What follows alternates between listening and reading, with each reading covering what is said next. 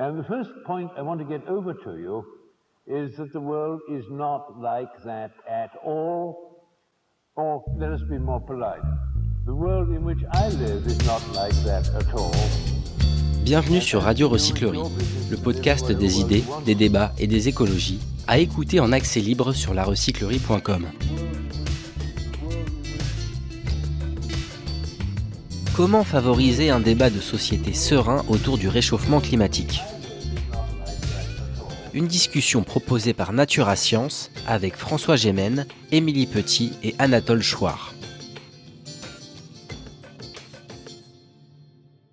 Bonsoir à tous, je suis Shaima Deb, je suis la rédactrice en chef du média Natura Science, qui est un média en ligne consacré aux questions d'écologie, de climat et de manière générale d'urgence écologique et climatique. Et si on est réunis ce soir, c'est pour parler de la science et de son traitement dans les médias. Donc avec ce titre que vous avez vu, donc l'infox vient-elle de la science ? Donc par ça, on a voulu interroger la place de la science dans la prise en compte des problématiques liées à l'urgence écologique et climatique, et surtout interroger la manière dont les médias traitent ces informations-là. Aujourd'hui, en France, donc selon un sondage Ipsos qui a été fait l'année dernière, il reste plus d'un quart des Français qui sont climato-sceptiques. Je ne vais pas dire heureusement, malheureusement, je laisse à chacun le soin de se faire son opinion personnelle. Et donc, partant de ce chiffre-là, on a voulu se demander, est-ce qu'il n'y aurait pas un manque de communication ou d'information de la part des journalistes sur ces sujets-là. Et donc, pour en parler, pour essayer d'apporter quelques éléments de réponse à cette question, on accueille ce soir François Gémen, qui est politologue et l'un des co-auteurs du rapport du GIEC. Émilie Petit, qui est journaliste spécialisée dans les questions d'écologie et de science et qui travaille aux médias 20 minutes, et Anatole Chouard, qui est vulgarisateur scientifique. Donc je vais sans plus tarder vous laisser la parole, et Monsieur Gémen, si vous voulez commencer à donner votre point de vue sur cette question du traitement de la science, en particulier lorsqu'elle parle de climat, par les médias. Bon, merci donc pour votre invitation. Merci surtout d'avoir organisé cette table ronde sur un sujet effectivement qui est très important, puisqu'on voit l'enjeu que représente désormais la connaissance par le grand public des enjeux scientifiques autour de la question du climat. Et une des premières questions que vous m'avez posées dans le mail de dérouler la soirée, c'est comment je percevais l'opinion des Françaises et des Français au sujet du changement climatique. Je dirais que je l'aperçois de façon assez différenciée. Je crois qu'il y a d'abord une certaine forme de consensus général dans la population désormais pour dire que le changement climatique est un problème important qui nécessite une réponse à la hauteur de l'enjeu. Mais pour autant, dès qu'on va creuser un peu, on se rend compte qu'il y a généralement énormément de flou concernant ce qu'il faudrait faire, les leviers qu'il faudrait actionner ou les mécanismes scientifiques qui conduisent au réchauffement climatique. Et donc, d'une certaine manière, je pense qu'on a réussi à quelque part, et pas juste nous, les chercheurs ou journalistes, mais que la réalité des événements s'est aussi un peu imposée, que la plupart des gens reconnaissent la réalité du changement climatique. Ce qui est frappant, c'est de voir que le consensus scientifique, à savoir que le changement climatique est causé par les activités humaines, n'est pas encore accepté par l'ensemble de la population. Et que selon les études, vous avez entre 30% selon l'ADEME et 42-43% selon le CDE des Français qui pensent que l'activité humaine n'est qu'en partie responsable du changement climatique et que donc il y a d'autres facteurs également à chercher. Alors ça ne veut pas dire évidemment que ceux qui mettent cela en doute soient forcément climato-sceptiques, mais beaucoup de gens pensent que le changement climatique reste attribuable à d'autres facteurs que les activités humaines. Je crois aussi que par rapport aux leviers à actionner, je suis très frappé par exemple du nombre de gens qui considèrent qu'une solution efficace pour lutter contre le changement climatique, c'est de trier ses déchets. trier ses déchets a sans doute une utilité pour plein de choses, et notamment dans la lutte contre le changement climatique. Enfin, pour le changement climatique, c'est quand même un levier d'action assez mineur, mais pourtant, pour beaucoup de gens, vivre de façon écologique, ça veut dire trier ses déchets. Et donc, en fait, il y a un gros retard aussi dans la manière dont la population perçoit les enjeux, je crois, parce que simplement le tri des déchets a été longtemps promu comme étant une action écologiste et un petit geste qu'il fallait faire, et les gens ont tendance à mélanger un peu ce qui touche au climat et ce qui touche à l'écologie en général. Et donc je dirais qu'il y a encore un grand déficit de connaissances dans la population par rapport à cela.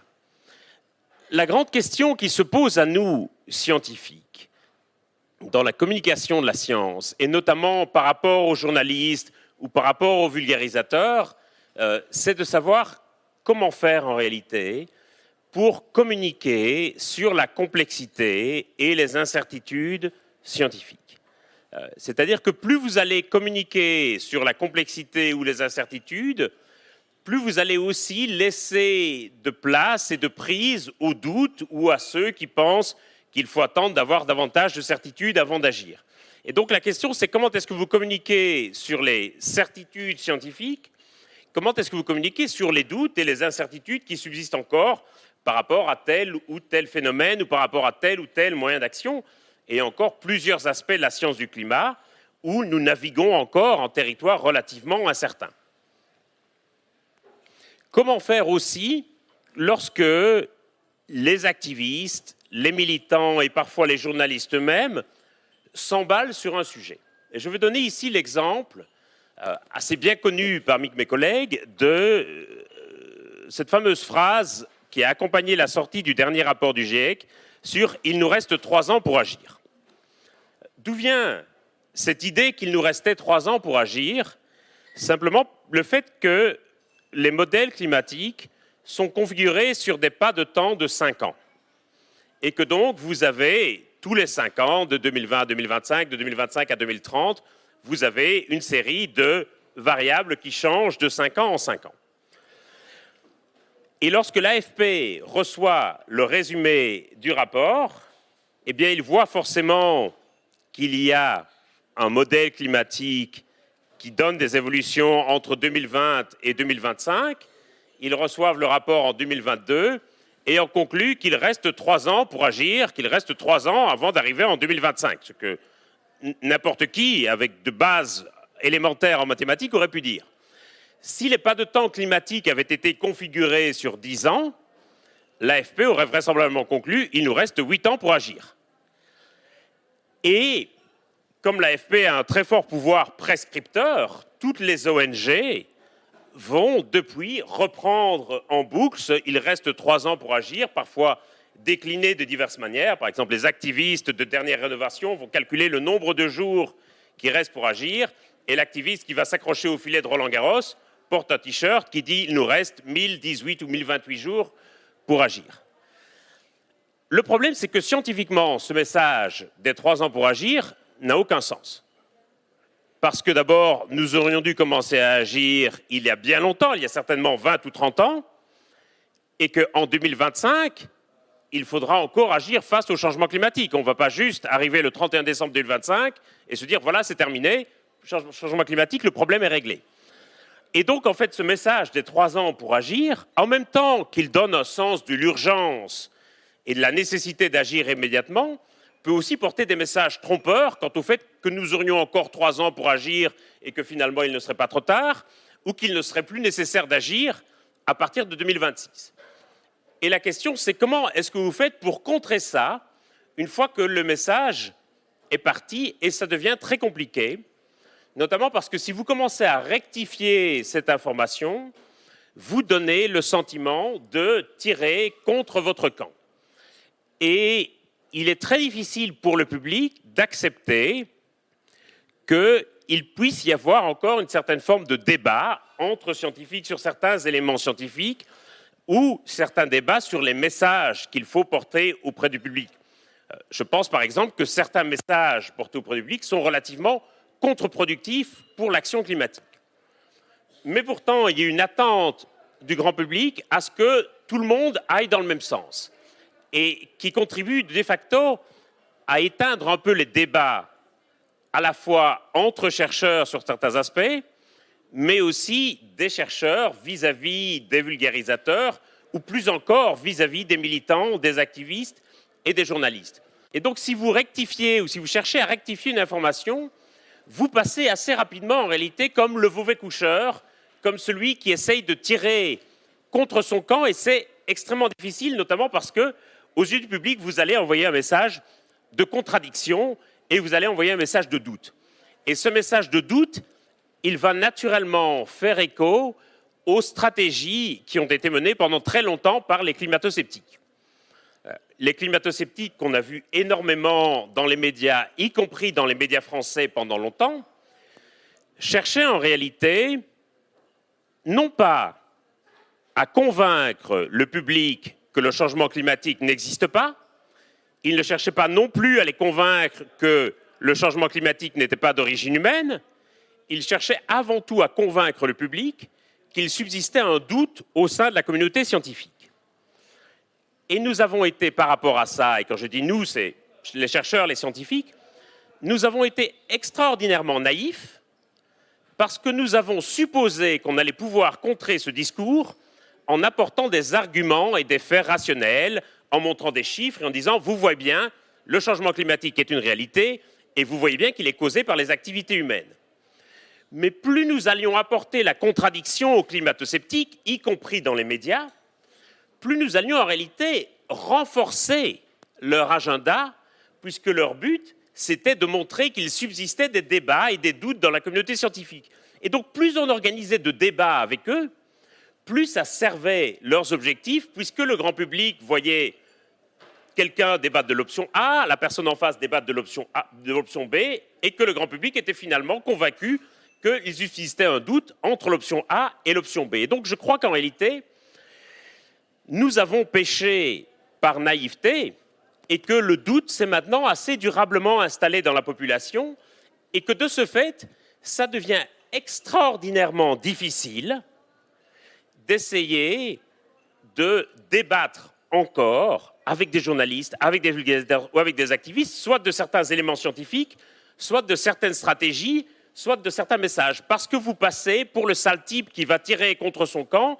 ou qui parfois, du haut d'arguments d'autorité ou de sa position scientifique, vouloir rectifier des activistes ou des militants bien intentionnés, mais qui parfois, malheureusement, je ne vais pas dire vont dire n'importe quoi, mais vont donner des messages qui ne correspondent pas au consensus scientifique et qui vont le faire soit pour, je dirais, un peu tirer la sonnette d'alarme et qui vont parfois exagérer sur certains sentiments, soit tout simplement qui vont le faire parce qu'ils savent qu'en clivant le débat, ils vont s'assurer une audience plus grande et donc vont permettre à ce que leurs autres messages soient davantage réceptionnés.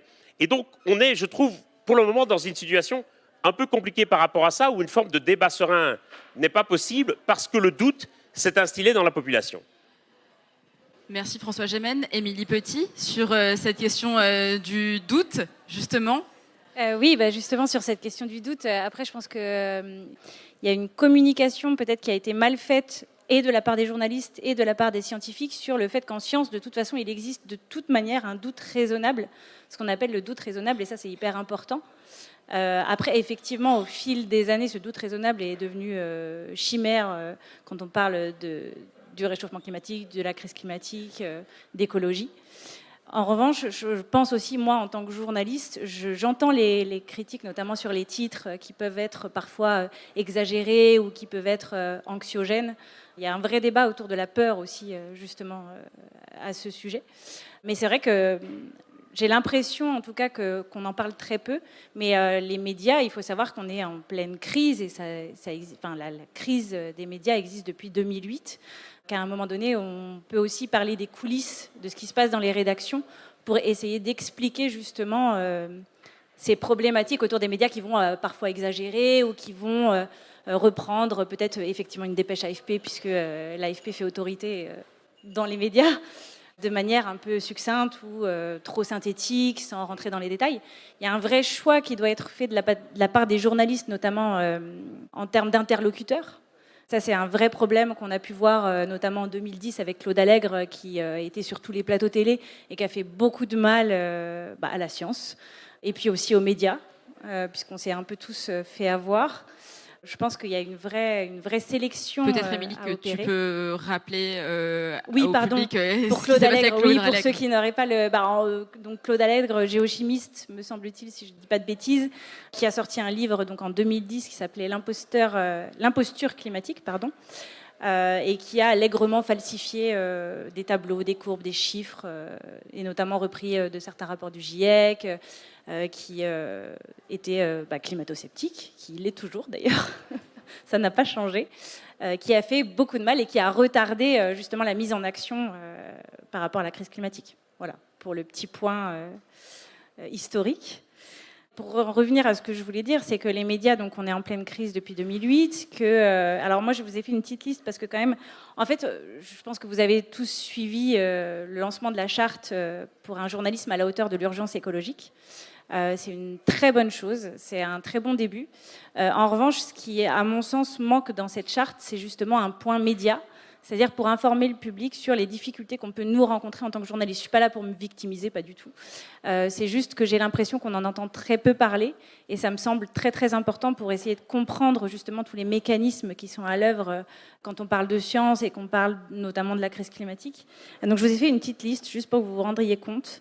C'est des médias que vous connaissez, qui ont tous subi des plans sociaux. Donc quand on dit plans sociaux, ça va d'une suppression de 10 postes jusqu'à presque 200 postes dans des rédactions qui certes ont un certain effectif, mais amputer de 200 postes, c'est énorme. Donc si je me permets de faire la petite liste. Donc on a l'Équipe, un plan social donc, entre 2019 et 2020. Le Parisien en 2020.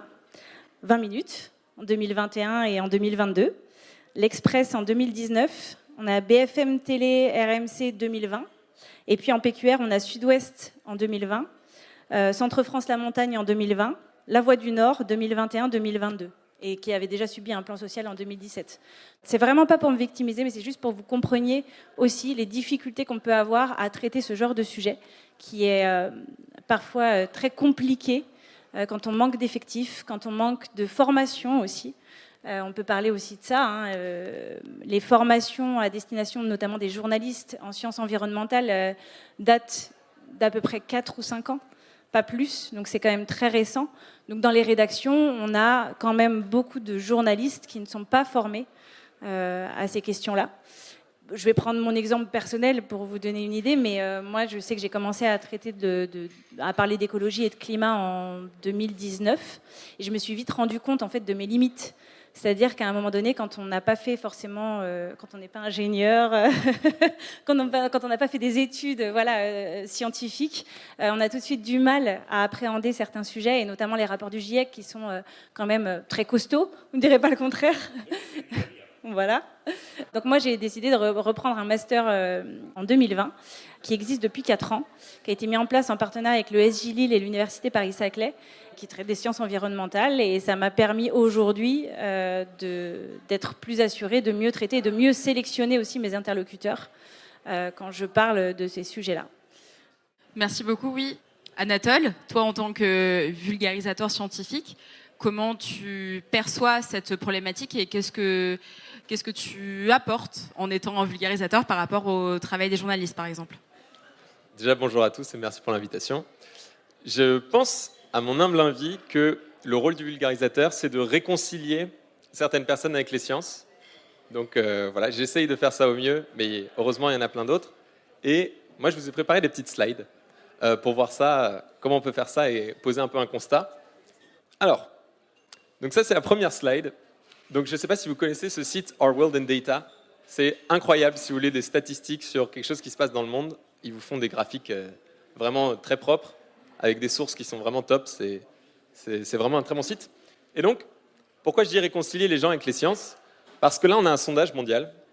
Il y a 140 000 personnes qui ont répondu dans plein de pays différents. Et là, c'est « How much do you trust science ?» Et donc, on voit que là, la plupart des gens, en tout cas en France, ok, ils ont un bon degré de confiance envers la science. Mais par contre, si on change un tout petit peu la question, là, il y a une deuxième. Et donc, on voit qu'il y a d'autres pays beaucoup moins. Mais si on change un tout petit peu la question, et cette fois-ci, c'est « How much do you trust scientists ?» Et donc là, c'est plus la science, c'est les scientifiques. On se dit, normalement, les scientifiques, ils font les recherches sur la science, ça ne devrait pas trop changer. Là, les réponses, elles, changent pas mal. Alors la question était posée un petit peu différemment. Avant, c'était oui, je trust science, ou bien non. Là, c'est mon degré de confiance est élevé, moyen ou faible. Et là, quand même, on voit qu'il y a peu de personnes, que ce soit partout dans le monde, en fait, qui a un degré de confiance en la science, qui est très élevé. Enfin, élevé même. Et donc, on voit aussi qu'en Europe de l'Ouest, c'est mieux que dans certains autres continents, mais il y a encore beaucoup de progrès à faire. Donc ça, c'est, on va dire, le constat.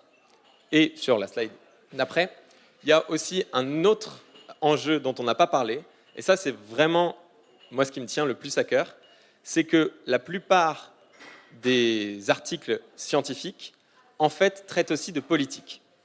Et ça peut être très compliqué, puisque, comme on sait qu'un avis politique, il peut être vrai ou faux, on peut être d'accord, pas d'accord, si il est mélangé avec de la science, c'est là où on peut se dire « Ah oui, mais c'est pour ça que je ne suis pas d'accord avec certains scientifiques, et encore pire, pas d'accord avec ce que dit la science. » Bon, j'ai trouvé les statistiques que sur un certain pays que vous connaissez bien. Si on regarde, donc, est-ce que vous avez un très gros degré de confiance en la communauté scientifique ? Si on regarde la moyenne de tous les adultes aux États-Unis, entre 2000 et 2020, je crois que ça va même jusqu'à 2021, en gros, ça reste à peu près stable. Mais par contre, si on regarde les démocrates, en fait, ça augmente, et les républicains, ils étaient 50% à peu près à avoir un très haut degré de confiance envers les scientifiques, et maintenant, ils ne sont plus que 34%. Alors, pourquoi ? Bon, vous imaginez, je pense pourquoi depuis 2019-2020, là, il y a eu des gros écarts. Ce n'est pas forcément les sciences du climat, c'est peut-être d'autres types de sciences, mais il y a quand même ce gros écart qui fait que, contrairement au GIEC qui ne veut pas faire de recommandations politiques, eh bien, parfois, il y a des articles, des vulgarisateurs, des journalistes, un peu de tout le monde, qui essayent de reprendre, mais en rajoutant du politique au-dessus, on va dire, en plus du message, et donc qui brouillent le message de base. Pourquoi les vulgarisateurs scientifiques je pense qu'il devrait y en avoir de plus en plus à cause du constat qu'on vient de voir. Aussi parce que, si on regarde les jeunes, les 14-24 ans, donc là c'était en 2016, en fait, on passe beaucoup de temps sur Internet, ça, je vais pas vous l'apprendre. Parfois, on a l'impression que les réseaux sociaux, on oublie en fait à quel point on les utilise de plus en plus massivement et que c'est vraiment un phénomène hyper récent. Et donc là, si vous regardez, c'est un graphique qui se termine en 2019, mais vous voyez donc Facebook, YouTube qui augmentent énormément. Donc là, on peut faire beaucoup de vulgarisation scientifique là-dessus. Il y a plein d'autres choses sur Facebook et YouTube que de la vulgarisation scientifique, mais voilà, ça donne au moins des médias où on peut être présent.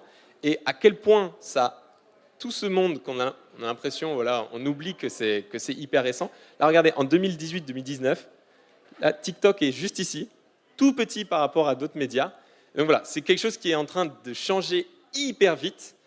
Et donc, je pense, à mon humble avis, qu'il faudrait encore plus de vulgarisateurs scientifiques pour qu'il y ait moins de tous les problèmes qu'on a décrits jusque-là et qu'on va avoir le plaisir de décrire toute la soirée ensemble. Et donc voilà, je pense qu'il y a la place. Voilà, ça c'est les trucs pour dire qu'il y a la place. Ensuite, sur les autres slides, vous en avez déjà parlé, donc maintenant vous avez en image ce que vient de dire François Géven. Donc, qu'est-ce qui peut mal se passer ? On a besoin de plus en plus de vulgarisateurs, de journalistes scientifiques, mais parfois ça peut mal se passer. Bon voilà, il nous reste 3 ans pour agir. Alors, il y en avait quand même qui mettaient un point d'interrogation. Voilà. Plus que 3 ans pour agir, et il y en avait quand même, voilà. D'où vient cette phrase censément extraite du rapport du GIEC ? D'où vient cette phrase ? On va regarder en image cette fois, mais on va le faire rapidement. Voilà, ça c'est la phrase originale, C1, Global GHG Emissions, blablabla. Et donc, ça ne peut pas faire le titre d'un article. Bon, malheureusement, ils disent en gros ce que vous venez d'expliquer, donc ça doit être entre 2020 et 2025. Et en plus, ce qu'on ne dit jamais vraiment, c'est les probabilités qui sont assignées aux courbes pour rester sous les 1,5 degrés et sous les 2 degrés. Mais je pense que ce qui aurait été pas mal, de reprendre voilà, un graphique original du GIEC, ça peut être une bonne solution. Et donc là, c'est plus imagé, là on voit mieux, donc on est entre 2020 et 2025. Dans le passé, ça a augmenté énormément, et le GIEC a dit quoi? C'est qu'il faudrait que le pic des émissions arrive avant 2025 et ensuite baisse. Et donc voilà, quelque chose comme ça aurait été pas mal, mais ça demande un petit peu plus de temps. Moi, je ne savais pas du tout qu'il y avait tous ces journaux qui avaient des gros problèmes financiers, je pense aussi énormément. Mais quelque chose comme ça, mais là, il faut plus rentrer dans les rapports originaux, ça prend plus de temps, et j'en ai bien conscience. Merci beaucoup Anatole. Maintenant, j'aimerais qu'on échange de manière un petit peu moins cloisonnée et que ce soit un petit peu plus vivant entre nous quatre. Et la première question que j'ai envie de vous poser par rapport à tout ce que vous avez dit, c'est une question qui s'adresse plutôt à toi, Émilie, pour commencer. Est-ce que tu ne penses pas que les problématiques d'effectifs dans la profession, et là je me fais un petit peu l'avocate du diable étant donné que je fais la même profession que toi, que je suis journaliste également, est-ce que c'est pas un petit peu une fausse excuse par rapport à l'importance de ces sujets et la mission même qu'on a, nous, en tant que journalistes, de devoir informer correctement? Est-ce que dans un débat comme celui qu'on a là, on peut sérieusement se dire oui, mais on n'est pas assez nombreux, oui, mais il y a ces plans sociaux, par exemple? Je pense qu'on ne peut pas se cacher derrière ça, ça c'est sûr. Il y a une responsabilité des journalistes qui traitent de ces sujets, et chacune des rédactions que j'ai citées qui ont subi des plans sociaux ont des journalistes quand même qui sont dédiés au traitement de l'environnement, du climat, de l'écologie, qui savent d'ailleurs très bien le faire pour la plupart. Donc on ne peut pas se cacher derrière ça. En revanche, il y a des choix éditoriaux qui ne sont pas forcément du fait des journalistes eux-mêmes, qui vont découler notamment ça peut être des pressions qui peuvent être subies, parce que un journal, ça reste une entreprise privée, hormis France Télévisions, qui est l'exception. Et donc derrière, on le sait très bien, on a des grands groupes industriels, on a des grandes familles très fortunées qui vont parfois faire pression sur la hiérarchie et sur nos rédacteurs en chef pour traiter tel ou tel sujet de telle ou telle manière. Et les sciences n'y échappent pas, et les sciences environnementales encore moins. Je ne vais pas parler du groupe Bolloré, on n'est pas là pour ça, mais c'est un des exemples quand même assez probants quand on voit ce que CNews est devenu, anciennement iTélé. On est quand même sur des choses où on a beaucoup... alors, je ne vais pas taper sur les télés plus précisément, mais c'est vrai que on sait que les Français regardent beaucoup la télévision et lisent peut-être un petit peu moins les journaux, quels qu'ils soient. Et sur les plateaux télé, on a quand même beaucoup d'éditorialistes et de spécialistes qui ne sont pas spécialisés en sciences environnementales et qui vont donner leur avis. Et donc après, ça c'est à nous, journalistes, comme je le disais en préambule, de faire le tri et de le faire bien sur la parole qu'on va donner à telle ou telle personnalité. Justement, sur ce point, François Gémen, qu'est-ce que vous auriez à dire et à préconiser aux rédactions sur cette flopée de faux experts qu'on a vu aussi pendant la période Covid? Bon, mais ça, c'est pas le sujet qui nous réunit ce soir, mais on sait qu'à la télé ou à la radio, on a tendance à souvent appeler ce qu'on appelle dans le jargon des bons clients, c'est-à-dire des personnes qui vont savoir bien répondre, faire des belles phrases et avoir des accroches un petit peu choc, parfois au détriment du fond. Qu'est-ce qu'il faudrait conseiller à ces rédactions? Je sais pas, moi j'ai tendance à pas trop blâmer les médias en fait. J'ai tendance à dire c'est plutôt aux scientifiques de devenir des bons clients.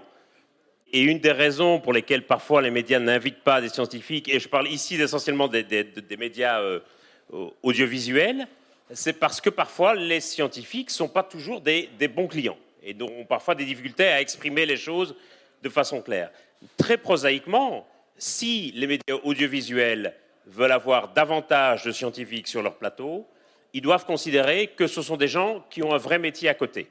C'est-à-dire que contrairement à la plupart des experts, et je parle ici essentiellement des chaînes d'information en continu, qui quelque part vont vivre exclusivement de leur présence continue sur les plateaux à longueur de journée, les scientifiques ont un métier, ont des cours à donner, ont des recherches à faire, et donc vous ne pouvez pas leur demander d'arriver à telle heure en plateau, c'est-à-dire 1 heure à l'avance de leur passage réel sur antenne, les garder 3 ou 4 minutes à l'antenne, leur demander de patienter encore pendant 3 reportages, et puis une actu Macron prend la parole ou un nouveau scandale qui tombe et vous les congédiez et ils ont passé 2 heures dans les studios pour 3 minutes d'antenne. Or, c'est quelque chose qui est extraordinairement fréquent, notamment parce que les programmateurs sont absolument soucieux que les invités n'arrivent pas en retard et donc ils envoient le taxi 2 ou 3 heures à l'avance et donc vous patientez 3/4 d'heure ou 1 heure sans rien faire. Et donc là, il y a un enjeu, je dirais, pour les médias audiovisuels. Si vous voulez plus de scientifiques sur les plateaux, il faut s'assurer que quelque part vous ne leur preniez pas trop de temps et que vous maximisiez et que vous rentabilisiez au maximum le temps qu'ils vous donnent dans les studios. Et que vous ne les placiez pas dans des situations où ils vont se retrouver sur un plateau avec plein de tocards qui, quelque part, vont décrédibiliser la parole scientifique. Et donc moi, ça m'arrive, et j'essaye autant que possible, je ne vais pas le faire, mais ça m'arrive parfois de m'être vu proposer des débats avec Laurent Alexandre, par exemple. J'ai envie de dire, mais qu'est-ce que vous voulez que j'aille débattre avec Laurent Alexandre? Je ne dis pas qu'il n'a pas sa place sur un plateau, je veux censurer personne, mais clairement, il y a des sortes de débats purement idéologiques où les gens vont s'envoyer des noms d'oiseaux, et il y a des moments où on essaye que le débat repose un peu sur des faits ou sur la science. Ça, c'est quelque chose d'important. L'autre aspect, je dirais, et peut-être pour rebondir sur l'intervention d'Anatole, je pense que de la part du grand public, il faut aussi accepter que les scientifiques soient des citoyens qui puissent avoir une opinion, y compris une opinion sur d'autres sujets que leur sujet d'étude. Et moi, qui travaille sur le climat, je suis toujours très frappé comme les gens s'imaginent que je considère qu'il n'y a que le climat dans la vie. Par exemple, lors de la campagne présidentielle, j'ai soutenu Yannick Jadot, et donc il y avait plein de gens qui me disaient « Mais comment c'est possible de ne pas soutenir Jean-Luc Mélenchon, puisque vous travaillez sur le climat et que vous considérez que le climat c'est important, Mélenchon a une meilleure chance que Jadot, a globalement le même programme que Jadot sur le climat, et donc vous devriez soutenir Mélenchon. » Comme si je ne pouvais pas avoir d'autres raisons de ne pas vouloir soutenir Jean-Luc Mélenchon. Et ça, je dirais que c'est vraiment un gros défaut de la gauche, c'est d'avoir une sorte d'assignation à un camp et de considérer qu'un scientifique qui travaille sur le climat ou sur tel ou tel sujet est forcément dans une sorte de camp idéologique. La droite fait beaucoup mieux la différence entre la parole scientifique et la parole du citoyen-chercheur. Ça, c'est quelque chose qui me paraît À part quand c'est la droite de CNews, là... À part quand c'est la droite de voilà. CNews, non, je parle ici de la droite démocrate et républicaine. Autre exemple que je veux donner, parce que je trouve qu'il illustre assez bien le truc. Récemment, Le Monde se fait l'écho d'une étude que moi je ne considère pas très significative, mais enfin eux la considèrent significative, sur les seuils de rupture. Et Le Monde me commande une tribune pour appuyer cette étude sur les seuils de rupture à partir des inondations au Pakistan. Et il se trouve que l'article sur ces seuils de rupture et ma tribune paraissent le jour de l'annonce du décès d'Élisabeth II. Et donc évidemment l'essentiel de la une est prise par Élisabeth II, et il y a quand même, en accroche de une, un renvoi vers ma tribune et vers l'article sur les seuils de rupture. Et d'un coup, je suis interpellé d'abord sur Twitter en disant « Mais enfin, comment est-ce possible, Le Monde, en termes de hiérarchie de l'information, que vous donniez une si grande place à la mort d'Élisabeth II, qui est un événement que tout le monde connaît et qui est couvert par toute la presse, et une si petite place au truc sur les seuils de rupture et à ma tribune ?» Et là, j'ai répondu « Mais attendez, la mort d'Élisabeth II est un événement de portée mondiale. L'étude sur les seuils de rupture sera toujours valable la semaine prochaine et ma tribune n'est pas non plus l'information du siècle. Et donc, si j'avais été le directeur de la rédaction du Monde, j'aurais choisi exactement la même une et j'aurais aussi fait ma une sur le décès d'Élisabeth II. Et là, d'un coup, c'est le scandale général dans la communauté. Comment est-il possible qu'en tant que chercheur sur le climat, vous ne considériez pas que ce soit le climat qui doit faire la une des journaux tous les jours et qui doit faire la une de toutes les éditions des journaux télévisés? Et donc, c'est assez difficile parfois pour toute une série de gens bien intentionnés d'accepter le fait qu'on peut être chercheur sur le climat et considérer que d'autres éléments peuvent aussi avoir de l'importance. Justement, sur le dernier point que vient d'aborder François Gémen, Émilie, est-ce que tu penses qu'il n'aurait pas été, dans l'exemple du Monde, opportun, par exemple, de sortir cette tribune à un autre moment et de ne pas la reléguer à une place beaucoup plus faible à côté de la mort d'Élisabeth II, qui était effectivement un événement mondial, pour ne peut-être pas véhiculer cette impression que les questions climatiques sont moins importantes. Tout comme, là c'était la mort d'Elisabeth II, mais demain, il y aura la Coupe du Monde au Qatar et on va d'abord parler des scores qui vont être faits par les équipes et ensuite, éventuellement, des conditions climatiques sur place. Est-ce qu'il n'y a pas effectivement un problème au niveau de la hiérarchisation de l'information et du moment où ces informations-là sont sorties ? Alors, je travaille pas au Monde, donc je veux pas non plus juger des choix éditoriaux. De manière générale, faits, pas sur le Monde. Ouais, non, bien sûr. Mais par exemple, pour reprendre cet exemple du Monde, peut-être que après il y a eu une obligation de coller entre guillemets à l'actualité, c'est-à-dire que peut-être cette étude sur les seuils de rupture venait d'être publiée et donc en parler 3 ou 4 jours plus tard n'avait pas forcément de sens. Et que la tribune, justement, permettait de renforcer en fait cette étude, enfin en tout cas de répondre à cette étude. Donc je pense qu'en termes de publication, peut-être le timing était malheureux, mais était obligatoire. On ne pouvait pas sans doute faire autrement. Après, en termes de hiérarchisation de l'information de manière générale, c'est généralement un crève-cœur pour les journalistes spécialisés écologie et climat de ne pas voir systématiquement des sujets traitant de la crise climatique en une de tous les journaux, ça c'est sûr. Après, il ne faut pas oublier aussi qu'on a tout un tas d'actualités qui méritent aussi d'être traitées. Je pense à l'actualité politique, qui est quand même assez dense ces derniers mois. L'actualité économique. Et après, il ne faut pas oublier non plus que l'écologie, en fait, ces dernières années, se retrouve dans toutes ces rubriques-là. Enfin, que les cloisons ont tendance à tomber au fur et à mesure. C'est-à-dire qu'un journaliste qui traitait d'économie auparavant se retrouve aujourd'hui aussi à traiter des questions, des problématiques écologiques. Un journaliste politique aussi. Un journaliste culture aussi va se retrouver à faire ça. Un journaliste de sport, justement, on parlait de la Coupe du Monde au Qatar, va forcément, à un moment donné, être obligé, en fait, de traiter d'écologie. Quand on parle de cette Coupe du Monde, c'est inévitable. Donc, je pense qu'en fait, d'un point de vue éditorial, comme l'écologie et le climat se retrouvent un peu dans tous ces sujets-là, dans toutes ces rubriques, finalement, il suffit, en fait, d'aller lire les articles tels qu'ils sont et on retrouvera en fait le climat dans un peu tout ça. Je pense. C'est de plus en plus le cas en tout cas. Anatole, j'aimerais rebondir sur une chose que tu as abordée rapidement pendant ta présentation. Tu as parlé du fait que la science utilise parfois des termes qui sont très techniques et qui ne sont pas forcément à la portée du grand public. D'ailleurs, sur ce point, aujourd'hui, plus de la moitié des jeunes ne savent, par exemple, pas dire ce qu'est l'empreinte écologique, ne savent pas exactement ce que sont les gaz à effet de serre. Donc, j'aimerais savoir si, selon toi et même selon vous trois, il ne faudrait pas que, à la fois scientifiques, journalistes et vulgarisateurs passent du temps à la fois à expliquer ces termes et aussi à apporter des renseignements sur comment fonctionne la science et comment fonctionne la démarche scientifique. Oui, j'allais citer exactement la même étude. Et donc, si je me souviens bien des chiffres, c'est si on demande aux gens, et surtout aux jeunes, à quel point ils s'intéressent au sujet climatique, là, il y en a 80% des gens qui disent « Oui, ça, c'est vraiment quelque chose qui m'intéresse et j'ai envie de m'informer. Et je suis informé, si je me souviens bien. » Et ensuite, qu'est-ce que l'effet de serre ? Et bien là, c'est plus que 40% qui pensent pouvoir donner une définition. Et donc, il y a un gros écart entre l'intérêt et ce qu'on pense savoir et ce qu'on sait vraiment. Donc ça, c'est quelque chose vraiment à prendre en compte.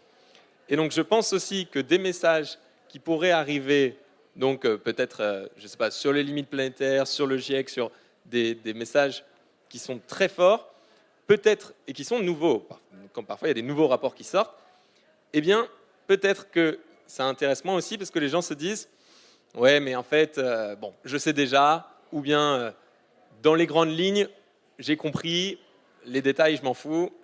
Il peut y avoir peut-être un sujet comme ça. Est-ce qu'il ne faudrait pas justement passer du temps à expliquer ces termes ? Oui, mais alors, il faut absolument passer du temps. Mais là, je pense, moi j'ai un énorme respect pour les journalistes, et il y a une grosse différence à faire entre les actus et ensuite le journalisme de fond. Par exemple, si on reprend l'exemple du Monde, là, si vous allez sur je ne sais pas si vous connaissez les vidéos du Monde sur YouTube, Plan B. Et donc là, on ne reprend pas forcément les actualités, mais on peut prendre du temps. Bon, eux, c'est à peu près des vidéos de 15 minutes, mais ils en font plein, donc ils peuvent prendre du temps sur un sujet en plusieurs vidéos. Et là, voilà, il y a 2 temporalités différentes entre les actus et le journalisme de fond. Et je pense que sur le journalisme de fond, c'est absolument ça qu'il faut faire. Émilie ? Ouais, non, je te rejoins complètement. Et ces vidéos de Plan B, si vous ne connaissez pas, sont vraiment très intéressantes. Après, je pense qu'effectivement, en tant que journaliste, on a une responsabilité dans l'utilisation du vocabulaire. C'est-à-dire qu'il faut absolument pas partir du principe, et on en parlait en off un peu tout à l'heure, que tout le monde connaît le GIEC, que tout le monde sait de quoi on parle quand on parle des émissions de gaz à effet de serre, et surtout que tout le monde sait que les émissions de gaz à effet de serre, c'est le charbon, le pétrole et le gaz. Il faut absolument qu'on se fasse violence et qu'on le rappelle systématiquement dans nos articles. Et il faut qu'on explique un peu plus, et peut-être qu'on se tourne un peu plus sur le côté, sur le fait de vulgariser. En réalité, un journaliste doit toujours vulgariser, informer et vulgariser. Et peut-être que parfois, mea culpa, effectivement, on omet un peu cette vulgarisation parce qu'on part du principe que, comme on parle de climat depuis les années 70, et encore, je ne remonte pas plus loin, mais on part du principe que tout le monde connaît et que tout le monde sait. Mais ce n'est pas forcément le cas, effectivement. Un aspect aussi qui me semble assez compliqué, et peut-être assez compliqué notamment en lien avec l'émergence de la vidéo comme média d'information, c'est qu'en matière de recherche sur le climat, il y a également beaucoup de recherches qui sont conceptuelles. Si je prends, et on parlait du fait que le vocabulaire reste parfois mal compris, si je prends par exemple le concept de limite planétaire, l'intérêt premier de cette recherche, c'est d'abord de conceptualiser une façon d'identifier les grands équilibres du système Terre. Et quand vous êtes journaliste, c'est plus facile de rapporter une information du type « Oh, une 5e limite planétaire vient d'être franchie », qui a un côté un peu sensationnaliste et qui donc va vous attirer des clics et des vues, que d'avoir quelque chose qui va expliquer le concept de limite planétaire. Or, dire simplement une 5e limite planétaire vient d'être franchie, si vous ne comprenez pas ce qu'est le concept de limite planétaire, qui lui-même est un concept qui peut être discuté, c'est une proposition que fait une équipe scientifique, ça n'a en fait pas beaucoup d'intérêt. Et le problème, c'est que souvent, ces concepts, par nature, sont assez difficiles à expliquer visuellement, puisqu'on parle ici de conceptualisation et de théorie. Et donc, moi, je trouve qu'il y a parfois une grande difficulté dans les médias et dans le traitement des médias, parfois une focalisation soit sur des faits, une nouvelle étude mesure que, ou mesure l'accélération de la hausse du niveau des mers quand vous pouvez avancer quelques chiffres, ou alors sur une manière de soit dénoncer un scandale, soit d'annoncer qu'une xème limite venait d'être franchie. Mais par contre, pour les concepts, et là je pense qu'il y a vraiment un déficit de connaissance de la population, c'est beaucoup plus difficile à expliquer, notamment, je crois, en raison de l'émergence du format vidéo, qui se prennent moins bien à l'explication de concepts. Est-ce que l'explication de concept se prête moins à la vidéo, Anatole ? Tu pourras répondre après, Émilie. Non, oui, je voulais juste rajouter que peut-être en tant que journaliste, on a une difficulté supplémentaire, c'est-à-dire que plus on va parler de chiffres et plus on va parler de concepts, plus on va essayer d'expliquer ça, plus on va se frotter finalement à un lecteur qui va vite zapper. Parce que justement, c'est pas forcément ce qu'il va attendre d'un média, il va attendre quelque chose de plus simple, voilà, de très vulgarisé, de très simplifié finalement, par rapport à l'étude de base. S'ajoute à ça qu'en parallèle de la crise du journalisme, vous allez être tenté forcément d'avoir un maximum de clics et que donc plus l'accroche va être dramatique et sensationnaliste, plus ça va vous ramener des clics. Et donc, soit vous êtes un journaliste dans une rédaction qui vous avez un salaire fixe, et en gros, c'est plutôt votre éditeur ou votre rédacteur en chef qui va parfois pousser au sensationnalisme. Mais parfois, quand vous êtes, et je ne dis pas du tout que c'est votre cas, Anatole, mais parfois quand vous êtes un vulgarisateur ou un vidéaste qui vivait de ça sur YouTube, et votre salaire va concrètement dépendre du nombre de clics que vous allez parvenir à générer. Et vous savez très bien que vous allez avoir plus de clics en clivant et en adoptant une approche sensationnaliste qui parfois va s'éloigner de la réalité scientifique. Et ça, je trouve, c'est une grande difficulté, y compris dans le modèle économique, où il y a aujourd'hui plein de nouveaux médias, de nouveaux vulgarisateurs, mais qui sont des gens dont le salaire va concrètement dépendre du nombre de clics qu'ils parviennent à générer. si moi, en tant que chercheur, mon salaire dépendait du nombre de clics que mes études et mes publications parviennent à générer, malheureusement, j'ai l'impression que je serais au RSA. Ouais, alors c'est pas mon cas parce que je mets pas de pub sur YouTube, mais je comprends. Mon salaire dépend du nombre de conférences et donc indirectement du nombre de clics. Je veux bien. Pour reprendre sur l'exemple, je pense aussi que ce qu'on peut faire, c'est que si on met explication des 9 limites planétaires, personne va cliquer. Mais vraiment, on aura travaillé pour rien. Que ce soit un journaliste, un scientifique, un vulgarisateur scientifique, la personne n'aura travaillé pour rien. Et donc, ce qu'on peut faire, c'est sur YouTube, on dit faire un titre putaclic. Bon, ça peut être pareil en journalisme. C'est donc de faire une 5e limite planétaire vient d'être franchie et ensuite une explication. Ensuite, il faut voir si les gens vont lire jusqu'au bout, mais au moins attiser ça. Mais je ne sais pas si vous connaissez le vulgarisateur Veritasium. C'est un Australien. Lui, il ne fait pas vraiment sur le changement climatique, mais il a inventé le concept, au lieu du clickbait, du legit bait. Donc, c'est un bait. C'est un appât, exactement, merci. C'est un appât, mais c'est légitime. C'est-à-dire, oui, vous avez cliqué, vous vous êtes fait avoir, vous allez lire l'article, ou au moins commencer à le lire. Mais après, vous avez vraiment ce que le titre disait. C'est pas je clique et je me suis fait complètement avoir, c'est différent. Donc voilà, je pense que, et ça revient aussi à ta question, je reviens aussi sur ta question, que ces sujets de fond-là, ils peuvent être traités en expliquant quelque chose qui vient de se passer et en remettant le contexte. Donc voilà. Et sur la vidéo aussi, tu me demandais. Donc il se trouve que j'ai fait une vidéo pour expliquer le concept des limites planétaires. C'est sûr que ça va faire moins de clics. Je sais que mes amis voulaient que je fasse des vidéos sur les programmes de tous les candidats à la présidentielle. Ça aurait fait beaucoup plus de clics. C'est pas du tout mon domaine. Justement, je veux, comme j'ai expliqué avec les graphiques là, que je veux vraiment, c'est un sujet qui est malheureusement fondamentalement politique, mais je veux juste expliquer les sciences et ensuite, comme le GIEC, les politiques peuvent se servir de cette base scientifique pour prendre les décisions politiques. Mais donc voilà, parfois, c'est bien aussi de faire des sujets qui génèrent moins de clics et ça, on se porte très bien quand même. Je voulais vous poser une autre question qui serait peut-être une sorte, votre réponse pourrait être un conseil apporté à nos lecteurs, nos spectateurs, qui est que comment doivent-ils comprendre la science ou les faits qui concernent le déclin de la biodiversité ou le réchauffement climatique quand on a l'impression, quand on ne maîtrise pas les sujets, que d'une étude à l'autre, comme vous le disiez tout à l'heure, les choses se contredisent, quand on a l'impression que c'est pas très clair parce qu'aussi on ne comprend pas les termes. Est-ce qu'il peut y avoir des conseils qu'on pourrait donner aux Français pour que justement ils puissent s'imprégner davantage de ces sujets-là et peut-être mieux maîtriser les termes comme ce qu'on disait tout à l'heure? Moi, je vais commencer. Je pense que cette question était peut-être destinée à Clémence Voreux qui n'a pas pu venir, mais je pense que, pas forcément, mais je pense que c'est une grande partie de la solution. Donc, c'est-à-dire, elle travaille sur l'éducation plutôt que journalisme ou vulgarisation. Et là, il y a un gros problème parce qu'on est hyper en retard sur l'éducation aux sujets environnementaux. Donc, pour les générations qui vont suivre, on va dire ce problème va être moins important. Mais là, on est clairement en retard.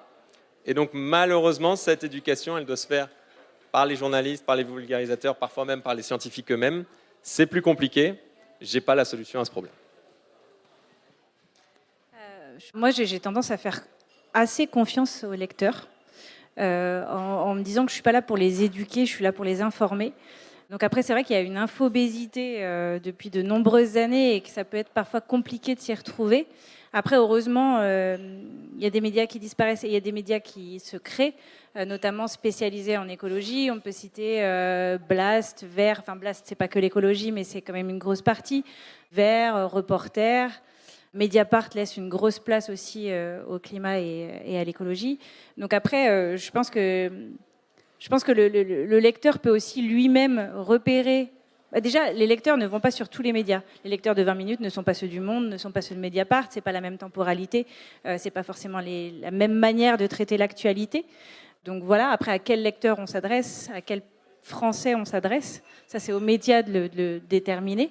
Et après, je pense que la clé, peut-être, elle réside dans le fait d'avoir des sources sûres.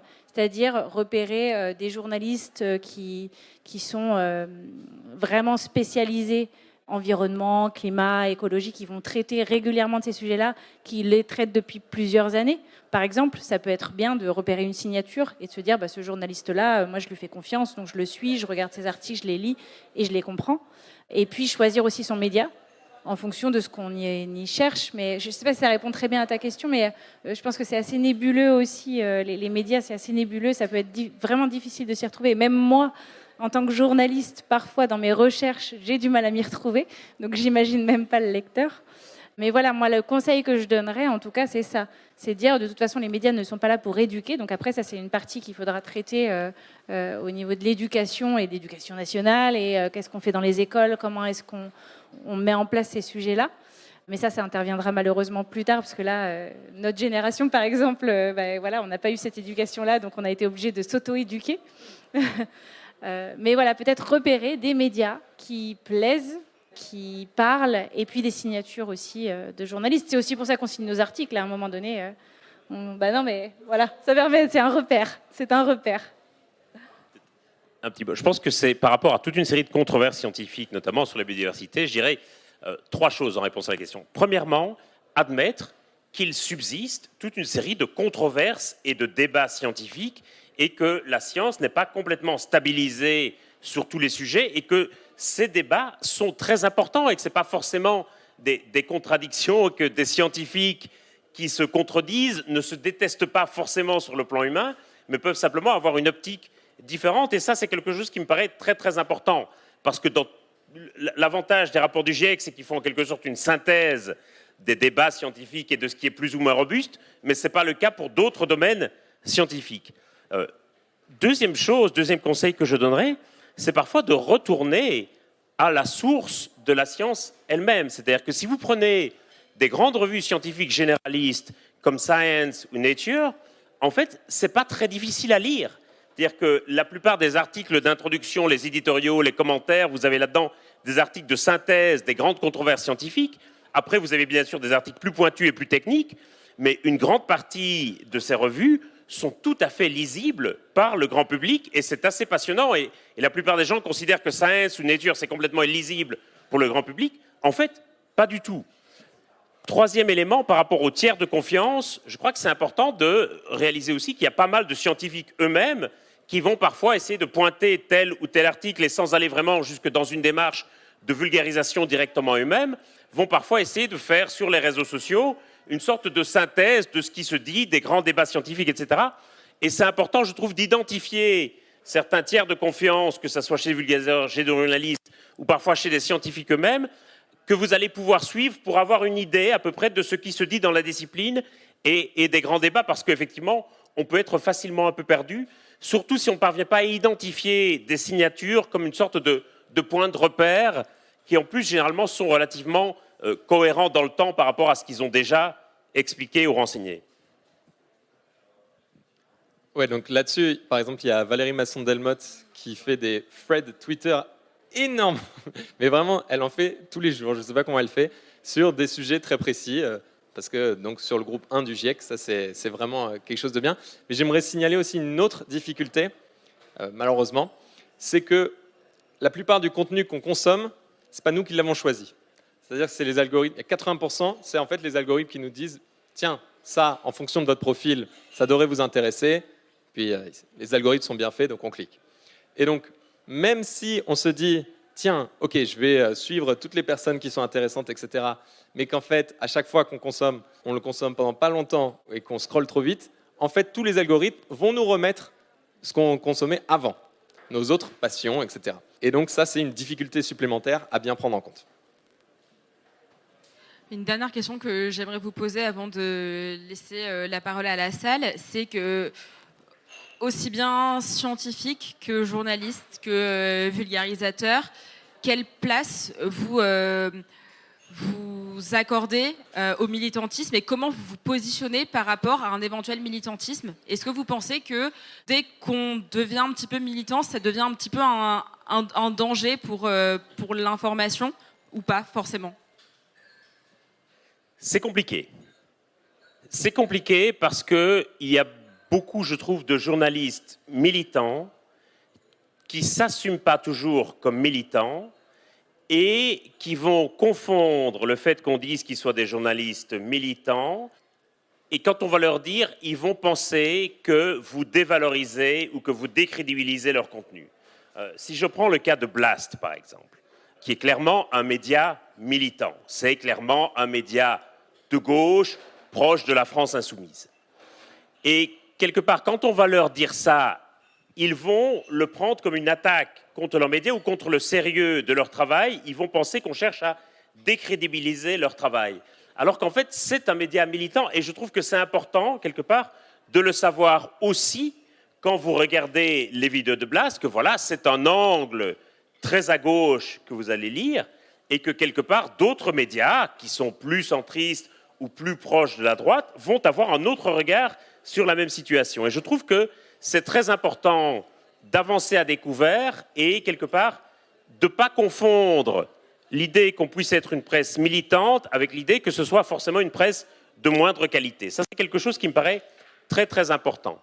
Maintenant, l'autre difficulté, c'est qu'effectivement, le lecteur doit être conscient que lorsqu'il va lire une presse militante, c'est une presse qui a derrière un agenda politique qu'elle va chercher à promouvoir. Et c'est le concept d'une presse militante qui va avoir une lecture des événements, y compris une lecture de l'actualité scientifique, avec un agenda politique derrière.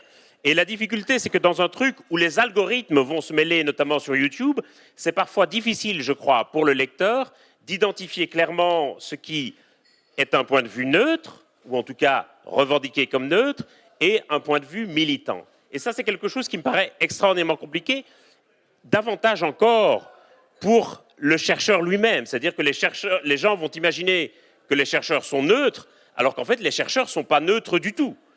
Je connais aucun de mes collègues au GIEC qui ne pense pas que le changement climatique soit un problème grave et qui demande une réponse urgente. Je connais aucun de mes collègues au GIEC qui soit complètement indifférent et neutre par rapport au changement climatique. Tous pensent que c'est un truc hyper important qui demande une réponse urgente. Mais je crois que ce qui est important, c'est l'honnêteté davantage que la neutralité. Et l'honnêteté impose effectivement d'avancer à découvert et de dire clairement quel est le prisme, parfois le prisme idéologique, qui n'est pas un gros mot, qu'on pose sur certains faits d'actualité. J'entends, alors moi le terme militant me gêne beaucoup, alors peut-être parce que je suis journaliste et du coup le terme militant me gêne, mais pour moi c'est pas forcément le bon terme quand vous parlez de journaux militants ou de médias militants, c'est plutôt des journaux d'opinion, ce qu'on a tendance à dire des journaux d'opinion, et ça existe depuis l'après-guerre, donc Seconde Guerre mondiale. Donc du coup, c'est pas quelque chose qui me... Effectivement, il faut savoir, il faut être très clair et très transparent sur la ligne éditoriale. Je pense que c'est le cas. Je pense que c'est le cas pour Blast. Hein. Je pense qu'ils sont très clairs sur leur ligne éditoriale. Enfin, en tout cas, à mon sens, on sait très bien là où ils vont et ce qu'ils veulent écrire. Mais ça reste un média classique dans le sens où il traite d'actualité comme, par exemple, si on prend l'exemple de Libération. Sortons de Blast, prenons l'exemple de Libération. Libération, pendant l'élection présidentielle, on sait très bien que dans Libération, on ne retrouvera pas l'interview des candidats de droite et d'extrême droite. Ça, c'est clair et normalement, le lecteur est averti. Je pense que sur des nouveaux médias comme Blast, c'est peut-être moins clair parce qu'il y a aussi un déficit d'existence, c'est-à-dire qu'il a été créé, je ne sais plus, il y a 2 ans, enfin c'est très très récent, donc après peut-être qu'il y a une identification un peu plus floue à ce niveau-là, mais je pense que les journaux d'opinion ont toujours existé et que c'est pas forcément un mal dans le sens où le lecteur normalement est averti et sait ce qu'il va lire. Après on peut avoir des...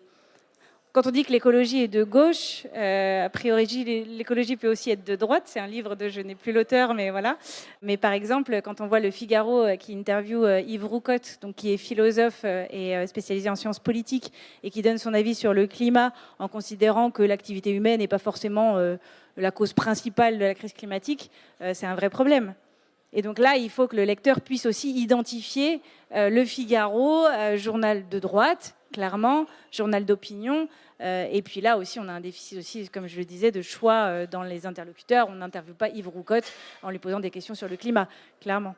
Mais voilà. Mais à l'inverse, vous allez avoir dans la presse de gauche des gens qui vont vous dire le changement climatique, c'est la faute du capitalisme, par exemple, qui est un point de vue qui peut se défendre, mais c'est un point de vue aussi idéologique. Et donc je crois que c'est très important, et moi c'est quelque chose qui m'inquiète un peu, notamment parce qu'à cause des algorithmes qui vont présenter les vidéos à la suite de l'autre, sans que le média soit clairement identifié, qu'il n'y ait plus la possibilité pour le lecteur d'identifier ça. Et je crois que c'est très important de savoir qu'effectivement, une presse d'opinion, quand on achète l'Humanité, on sait bien qu'on va avoir une presse de gauche, disons, assez militante et proche des vues du Parti communiste. Quand on achète Le Figaro, on sait qu'on va avoir un journal proche des vues de la droite. Mais quand on va avoir une vidéo d'un média, je ne suis pas sûr que le spectateur fasse clairement l'identification du média. Juste, vraiment, avant de donner la parole à la salle, parce que l'heure tourne malheureusement, est-ce que ce que vous êtes en train de dire tous les deux, François Gémen et Émilie Petit, c'est pas quelque part que selon la source de l'information, donc on a un biais, mais est-ce que ça, c'est pas justement problématique par rapport à la science, parce que la science établit des faits normalement. Donc normalement, on ne devrait pas se dire, ah ben, si je lis Libération, je vois ça, si je lis Le Figaro, je vois quelque chose d'autre. Est-ce que là, justement, ça ne montre pas le biais politique dans le traitement des sujets scientifiques, a fortiori lorsqu'il parle de climat et d'écologie, c'est pas un vrai problème? Ah ben c'est certain. Enfin, c'est-à-dire que moi je sais bien que je reste le même scientifique, mais selon les trucs que je vais poster, je vais avoir des appels de Libé et de Mediapart ou des appels du Point et du Figaro. Et clairement, ça ne va pas être les mêmes sujets qui vont les intéresser. Et c'est vrai que dans un monde idéal, pourriez-vous dire, vous avez la science, vous postez un truc scientifique, normalement, ça devrait intéresser et Libé et Le Point, mais dans les faits, vous avez sur certains trucs Mediapart et Libé qui appellent, et sur d'autres trucs, vous avez Le Point et Le Figaro qui appellent. Après, je pense que je vais reprendre ce que vous disiez sur les scientifiques, c'est-à-dire que derrière, il y a des humains aussi. C'est vrai que quand on est journaliste, on n'aime pas dire qu'on est militant. Après, on a forcément une idéologie, on a forcément des convictions. Et à un moment donné, on essaye de faire en sorte que ça ne se ressente pas dans notre traitement de l'actualité. Mais je pense que naturellement, on va avoir tendance à prendre tel fait ou tel fait, à le mettre plus ou moins en avant en fonction de l'angle qu'on va choisir, puisque chaque article, en fait, l'objectivité dans les médias n'existe pas. Attention, ça c'est un leurre, enfin c'est mon opinion, mais pour moi l'objectivité n'existe pas. À partir du moment où un sujet est traité par quelqu'un, il y a forcément un angle, il y a forcément un biais, il y a forcément quelque chose derrière, son éducation, peu importe sa formation, fait qu'il va traiter ce sujet-là de telle manière et qu'on ne le retrouve pas traité de la même manière chez un autre journaliste. Donc après, ça c'est quelque chose de très humain finalement et de très naturel. Et c'est aussi parfois une question de relations humaines. Parfois, vous avez des journalistes qui vous appellent tout le temps, quasiment sur tous les sujets, y compris des sujets qui débordent un peu de votre domaine d'expertise, et vous avez des journalistes qui ne vous appellent absolument jamais, y compris lorsqu'ils traitent d'un sujet qui est pile au milieu de votre centre d'expertise. Si vous avez des questions pour nos invités, la parole est à vous. Bonjour, déjà merci pour toutes ces présentations, c'était vraiment intéressant. Moi, il y a une question que je me posais en fait en vous entendant parler sur tout ce que vous avez dit quasiment, et par exemple sur les limites planétaires, j'avais l'impression que ce que vous décriviez, c'était vraiment le monde des réseaux sociaux et pas tant le monde des articles et du journalisme. Par exemple, sur les limites planétaires, effectivement, les titres, ils sont contraints par une taille réduite et on ne va pas expliquer ce qu'est une limite planétaire, mais il me semble voir souvent dans les articles la définition, l'explication. Et du coup, est-ce que vous ne pensez pas que c'est plutôt du côté de l'éducation aux médias, l'éducation des lecteurs qu'il faut aller ? Oui, je pense qu'effectivement, après ça reprend un peu ce que je disais sur le choix des médias qu'on va aller lire, le choix des signatures qu'on va plus ou moins suivre, et aussi ce que disait François Gémen ou Anatole sur le fait de suivre certains scientifiques, notamment sur les réseaux sociaux, qui sont des sources sûres et des sources reprises d'ailleurs par les journalistes eux-mêmes. Mais il y a une responsabilité des lecteurs aussi. Et comme Anatole, toi tu l'as aussi bien dit, c'est que parfois on est obligé de titrer sur quelque chose qui va être un peu clickbait, enfin voilà, mais que derrière, effectivement, si le lecteur va au-delà du titre, et c'est pas toujours le cas, normalement l'explication y est, si le travail est bien fait, l'explication y sera, et les interlocuteurs, notamment pour les limites planétaires, seront normalement des sources fiables. Voilà. Globalement, c'est rare. C'est-à-dire que la plupart des gens, effectivement, ne lisent plus aujourd'hui Le Monde en continu de la première à la dernière page. Les gens ne regardent plus la télévision en linéaire et donc ne regardent plus la totalité d'une émission. Et donc les gens ne voient plus que des fragments de titres ou d'articles. Et je dirais que c'est encore pire pour les émissions de télévision, y compris pour les émissions un peu longues, où vous développez un point de vue dans la longueur et qui se retrouvent reprises et commentées sur les réseaux sociaux à partir d'extraits d'1 minute ou d'1 minute 30 qui sont souvent tirés hors du contexte. Et donc vous ne savez pas ce que la personne avant a dit, ni ce que la personne après a dit. Et c'est ce bout d'extrait que la plupart des gens voient et commentent en réalité. Oui, pour voir le plus de choses possibles en 24 heures, le petit tip, c'est de regarder tout en x2. Mais après, on retient peut-être un peu moins. Bonsoir. Merci beaucoup pour vos interventions. Alors moi, quand je suis journaliste scientifique et quand j'écoute ce genre de conférences ou de discussions sur la presse et le climat, j'ai toujours l'impression qu'il y a un impensé, ou plutôt une réduction au fait que les gens sont dotés exclusivement d'un cerveau, doté d'une raison raisonnante, et que plus on met de l'information dans les têtes, et plus on va comprendre ce qui se passe. Et je trouve que là, il y a un impensé journalistique. Alors, je ne sais pas si... Enfin, ma question est peut-être plus pour monsieur François Gémen. Est-ce qu'il ne faudrait pas mettre aussi un peu d'émotion dans toutes ces problématiques graves, parce qu'il s'agit de vie et de mort? Et par exemple, je sais que Valérie Masson-Delmotte refuse de faire état de ses affects publiquement, parce qu'elle dit non, moi j'ai une figure de scientifique un peu froide et austère, et je dois pas dire que je suis paniqué. François Gémen, mais c'est valable également pour Émilie ou Anatole, est-ce qu'il faudrait aussi penser à des nouvelles façons de traiter un sujet?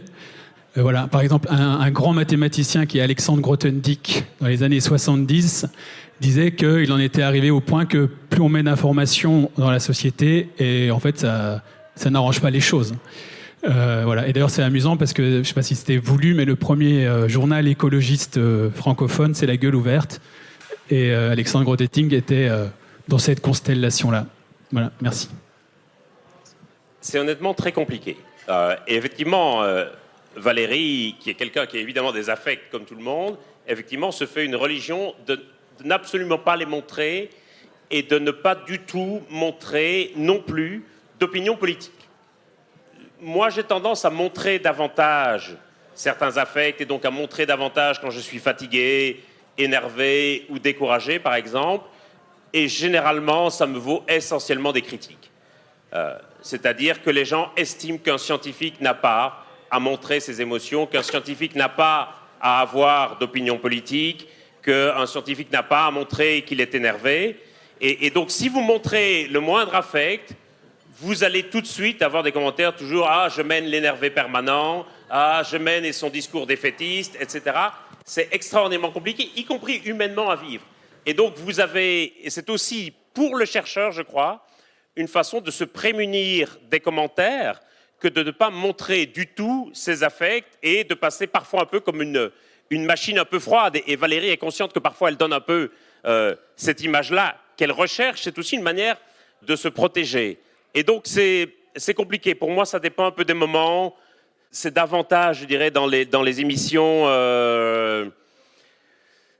audiovisuelles qu'on peut plus facilement, par le ton de la voix, par du langage corporel aussi, laisser voir et laisser percevoir certaines émotions.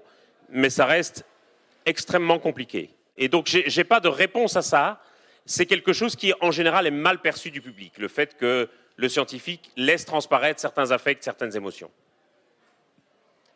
Aussi, je pense qu'il faut bien faire la différence entre un chercheur donc, qui écrit son nom dans un papier de recherche scientifique. Là, en tout cas, elle représente le GIEC. Ensuite, un chercheur ou une chercheuse qui est invité dans un plateau télé, là, ne représente plus le GIEC.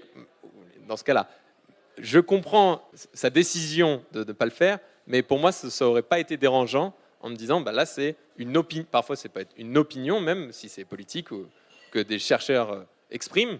Là, c'est cette personne-là, mais ne représente pas son organisation.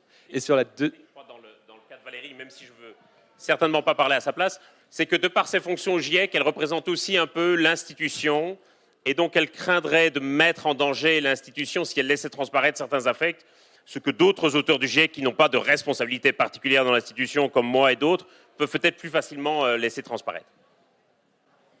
Et peut-être sur le journalisme, je l'ai dit tout à l'heure, mais que l'objectivité n'existait pas, donc à partir de là, un parti pris est pris. Après, sur le côté émotionnel, je pense qu'on va le retrouver un peu plus peut-être dans les journaux d'opinion.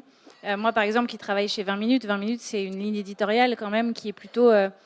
qui se veut en tout cas la plus neutre possible, qui ne l'est pas toujours, parce que c'est pas évident. C'est très difficile à tenir comme position, justement. C'est plus facile d'être dans un journal d'opinion, je pense. Mais parfois, je pense que dans mes articles, il y a de l'émotion, malgré tout, et qui transparaît. Après, ça va dépendre de ce qu'on va traiter. On a beaucoup parlé de l'actualité, ce qu'on appelle l'actualité chaude, donc qui tombe comme ça et qu'on doit traiter tout de suite. Mais après, quand on part en reportage, quand on est sur le terrain, quand on va ramener toutes ces informations, par exemple, je pense à des reportages que j'ai pu faire auprès de militants ou sur la sobriété, auprès de personnes qui justement mettaient en pratique ce dont on parle beaucoup.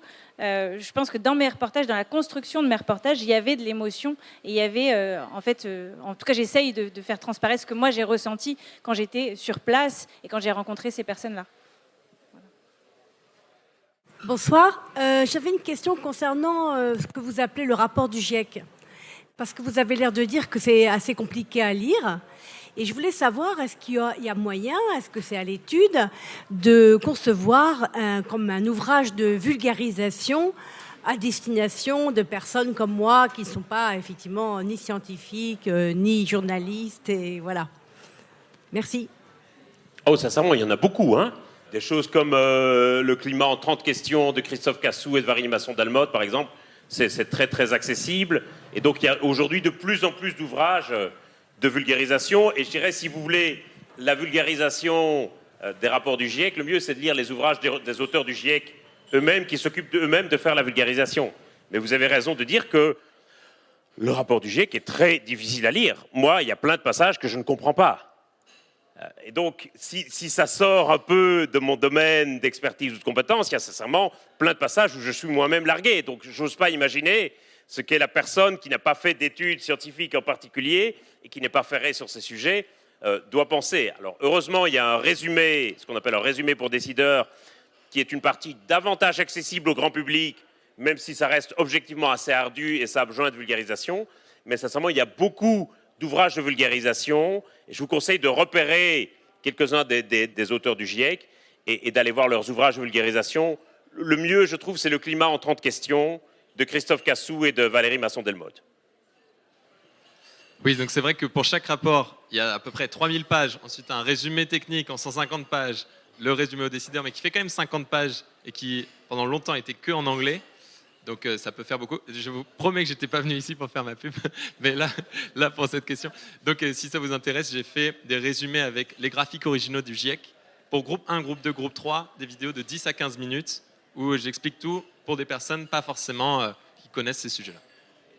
Si ça peut intéresser. Bonsoir. Ma question s'adresse à vous en tant que rapporteur du GIEC. Vous nous disiez que les médias de gauche vous appelaient sur certains sujets et par curiosité, sur quels sujets vous appellent les médias plutôt classés à droite ?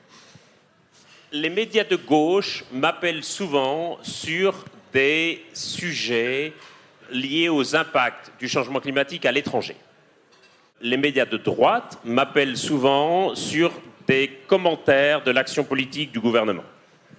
Et donc sur des mesures, voilà, la Convention citoyenne pour le climat, un tel ministre annonce son intention de faire ceci. Et donc je m'appelle beaucoup pour des commentaires de type politique. Les médias de gauche m'appellent plutôt pour des commentaires de catastrophes et d'événements marquants à l'étranger dans les pays du Sud. Voilà, ce n'est pas une règle générale et absolue, mais c'est une tendance. De nouveau, j'ai une autre question.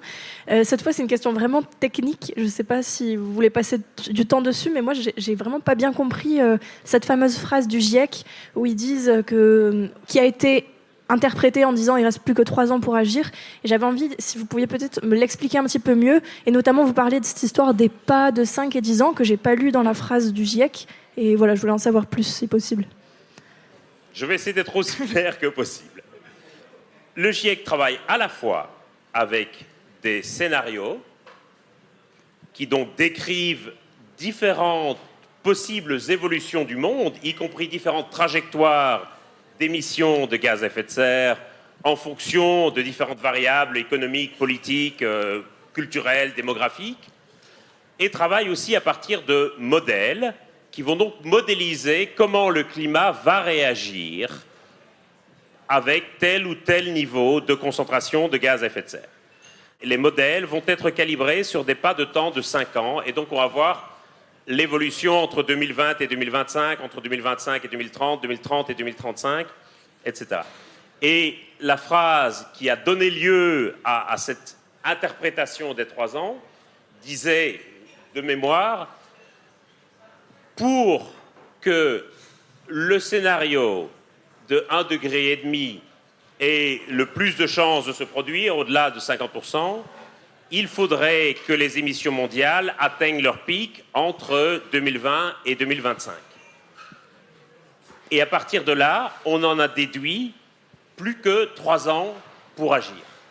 Alors qu'en réalité, ça correspondait uniquement à un scénario, je dirais le scénario le plus optimiste et le plus positif, et qu'il y avait d'autres scénarios qui effectivement arrivaient sur des élévations de température différentes et parfois sur des pas de temps différents.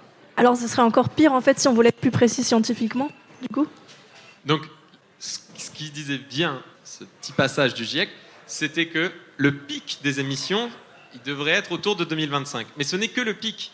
C'est-à-dire les émissions augmentent encore, on atteint le pic, ça commence à descendre, mais ce n'est pas du tout fini, la partie n'est pas du tout gagnée.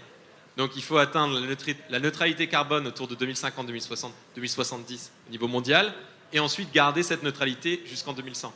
Ah oui, d'accord. Donc c'est juste une étape, c'est comme un checkpoint qu'il faut atteindre à peu près dans ces années-là. Il y a plusieurs trajectoires possibles, mais en gros, dans toutes les trajectoires respectent à peu près ça dans les modèles. Et ensuite, la partie est absolument pas gagnée parce qu'il faut vraiment atteindre la neutralité carbone. Et donc on a, c'est pas 3 ans pour agir, mais il faut agir pendant les 100 prochaines années et massivement. Enfin, en fait, je me rends compte que c'est hyper compliqué parce qu'il me semble qu'il y a le CO2 reste dans l'atmosphère, donc ça veut dire qu'en fait, même si le pic descend, l'action pour l'atteindre, elle doit être faite bien avant. Si j'ai bien compris ou pas? Oui, c'est-à-dire que donc, le CO2 a une durée de vie dans l'atmosphère d'au moins 100 ans. Donc, globalement, si on arrêtait les émissions de gaz à effet de serre maintenant, on imagine que le taux de concentration de gaz à effet de serre dans l'atmosphère pourrait commencer à baisser vers le début du XXIe siècle. Et donc que la température pourrait commencer à baisser vers le début du XXIe siècle. Le scénario dont il était question, c'était de dire que le pic était atteint maintenant et qu'après il y avait une baisse très importante des émissions, en d'autres termes, qu'on arrêtait à peu près tout maintenant, et qu'en plus, pour atteindre les 1,5 degré, il fallait aller rechercher du carbone dans l'atmosphère et le ramener sur Terre. Ce qui est une autre complication, parce que la question c'est qu'est-ce qu'on fait du carbone une fois qu'on l'a ramené sur Terre, sachant que le relâcher dans l'atmosphère n'est pas une option puisque ça annulerait l'action qu'on vient d'entreprendre. Mais donc la grande difficulté effectivement, au-delà, c'est que il y a un effet retard très profond par rapport aux actions qui sont engagées. On n'a pas la possibilité de faire immédiatement l'expérience de la conséquence de nos actions. Et que, effectivement, les effets du changement climatique, pour à peu près les 20 prochaines années, sont déterminés par les émissions passées, à cause d'un phénomène qui s'appelle l'inertie climatique, le fait que le climat met environ une vingtaine d'années, même s'il y a encore des incertitudes sur la durée exacte, on va dire une vingtaine d'années, à répondre à ce qu'on envoie dans l'atmosphère. Ça veut dire que quoi qu'on fasse maintenant, jusqu'en 2040 à peu près, ça ne changera rien. Nous avons encore la possibilité de déterminer par contre comment les températures vont continuer à augmenter à partir de 2040. Mais par contre, ce qui est certain, c'est que de notre vivant, les températures ne baisseront pas, parce qu'on sera mort avant 2100. Enfin, sauf miracle technologique en médecine. C'est une des difficultés, je dirais, dans la communication du changement climatique, c'est de faire accepter que le changement climatique est irréversible, donc il n'y a pas de retour en arrière, les températures ne vont plus baisser, mais par contre, on a encore la possibilité de déterminer par nos actions quel sera le niveau de hausse des températures futures, en tout cas post-2040. Merci beaucoup, merci à vous, merci François Gémen, merci Émilie Petit, merci Anatole Chouard, merci à vous.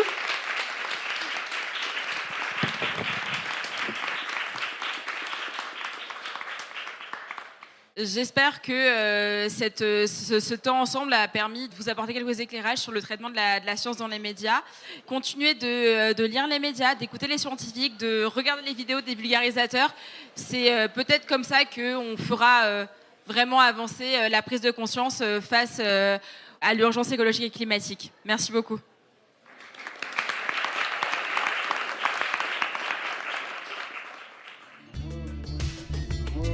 Merci pour votre écoute. Toutes nos émissions sont disponibles en podcast sur larecyclerie.com.